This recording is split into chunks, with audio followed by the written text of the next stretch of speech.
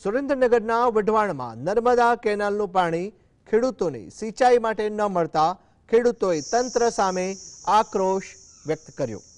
જીરું, ઘઉં, વરિયાળી અને અન્ય પાકોના વાવેતર માટે ન માત્ર પાણી મેળવવામાં તેઓ અસમર્થ છે, ખેડૂતોએ આક્ષેપ કર્યો છે કે ચૂંટણી સમયે નેતાઓએ જે વાયદા કર્યા હતા તે હવે ભૂલાયા છે। કેનાલના સમારકામ માટે ખાતમુહૂર્ત કરવામાં આવ્યા હતા, પરંતુ 1 વર્ષ બાદ પણ કામ શરૂ કરવામાં આવ્યું નથી। માઇનોર કેનાલમાં પાણી છોડવામાં ન આવતા ખેડૂતોએ તાત્કાલિક પાણી છોડવા માટે તંત્ર સામે માંગ કરી છે।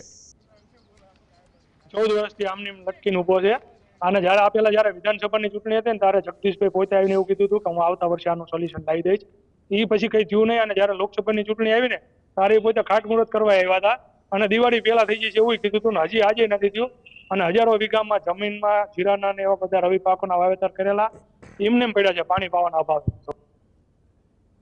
છેલ્લા 14 વર્ષથી આવડી આ બધી લપ ચાલે જ છે। દર વર્ષે ચૂંટણી આવે ત્યારે ઓલા ધક્કા પાકે એ રીતે મામા બનાવી જાય છે, પણ કંઈ થતું નથી।